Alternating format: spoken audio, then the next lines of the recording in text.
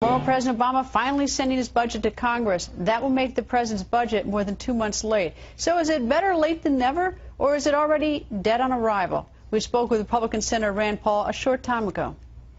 Senator, nice to see you, sir. Glad to be here. Tomorrow the president is going to deliver his budget to Capitol Hill. Better late than never, I assume you think? Yeah, I'm not sure I have a lot of confidence that it'll do much good for the country. I think his ideas for making the country better are raising taxes, adding new regulations to the economy, and I disagree with both. Change CPI, which apparently is annoying the base in his party, that he is apparently in his budget conceding to it, or agreeing to it, I should say that. Is that something that you see as an olive branch by the president to the Republicans? You know, I think senior citizens are squeezed, and they're squeezed because their check stays the same and their prices rise. Can you squeeze some money out of seniors by doing all these manipulations to the CPI? You might be able to, but why don't we get an economy that grows so not everybody's so squeezed? You know, we're growing at less than 1% on average for the last 4 years. The last quarter, we actually were shrinking. The jobs report last week was abysmal. So really what we need is a Reagan-esque type of recovery, and we're not getting it. What would you do? What I would do is that there are things you have to do demographically to Social Security to make it sound, but what I would do to make the economy grow is I would have an enormous tax cut. I wouldn't piddle around with revenue neutral. I think Republicans' mistake has been, oh, we'll cut your taxes and we'll raise my taxes, or vice versa. We'll shift the tax burden around. The president plays some of that game also. What I would do is I would shift money from Washington to the private sector in an enormous way.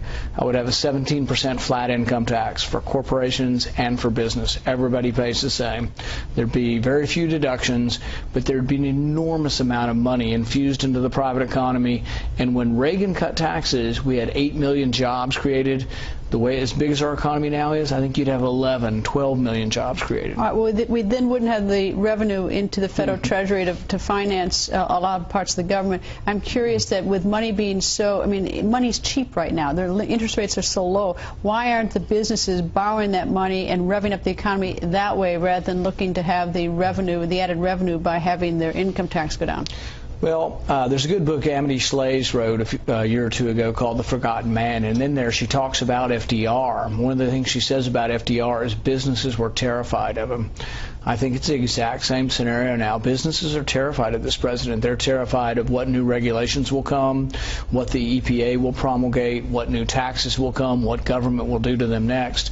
And so I think businesses are sitting on the sidelines and they're worried about what government will do to them next. What do you think is going to happen? The president's budget will come to Capitol Hill, that probably the Democratic Senate will embrace it, not be totally happy with it, but take me through the scenario you predict. You know, I'm not sure really there is a reconciliation because we're so far apart. The Republicans passed a budget that doesn't raise taxes. The Democrats passed a budget that raises taxes $1.5 trillion. You know, what are we going to do? Split the difference there? I'm not for raising $750 billion worth of taxes. I'm not for raising taxes. You just heard me. I'm for cutting taxes. I think you stimulate the economy by leaving more money in the hands of those who earn it. They make wiser decisions. Friedman always made the statement. He said, nobody spends someone else's money as wisely as they spend their own. That's why you want to leave money with those who earn it. They spend it, but more wisely. If there's no reconciliation, that means we get more continuing resolutions, kick the can down on the road further. I mean, we're never going to get any resolution. Well, one of the things we could do is we could have individual appropriations bills. I think there's essentially 12 appropriations bills that run and fund government. Why don't we do them individually and vote on them one at a time? I'm a big believer that part of the reason we have such an impasse in Washington is everything's stuck together, and we have to agree on 1,000 things. You and I might not agree on 1,000 things, but we might agree on 10. Let's put the 10 things we agree, or let's put one appropriation bill out and pass the appropriations for defense. Let's pass the appropriations for Veterans Affairs. Let's pass the appropriations for all of the departments individually, instead of doing it as a continuing resolution, which is a mess, and we never get anything fixed. All right, tomorrow you're giving a speech at Howard University, African American predominantly university here in Washington. Why are you going there?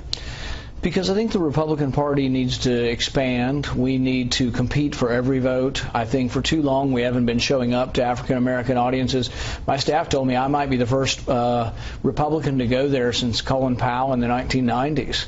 that means we're not showing up. We got to show up in all venues and ask people for their vote. And I used to think this was kind of corny. I'm a physician. When I ran for office, I thought you just told people what you were for and they might vote for you. People say, no, you got to ask them for their vote. And I think symbolically there's some truth to that. You have to show up to an African American college, a historically black college, and you have to ask them for their vote.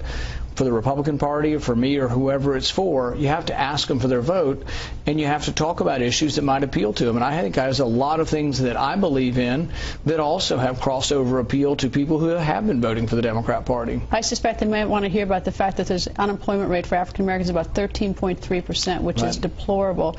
And so the opportunities seem to be much less for African Americans compared to the white unemployment rate, which is well below the national average. You're stealing my stuff, Greta. That's going to be in my speech tomorrow. The African American rate of unemployment is twice the average. Unfortunately, it's been that way for a long time, but it hasn't gotten any better under this president. 1 in 6 people are living in poverty. We have made and ruined the lives of a lot of young, not only African Americans, but whites, but young people in general, by putting them in jail for nonviolent drug crimes. We have a foreign policy, I think, that needs to be something that is more appealing to a broad section of people, not just African Americans, but young people, independents, Democrats. And I think that foreign policy should be one that we believe in a strong defense, but it doesn't have to be an overly aggressive foreign policy. Well, I'm anxious to hear your speech tomorrow. Good luck, Senator. Thank you. Thanks for having me. Thank you.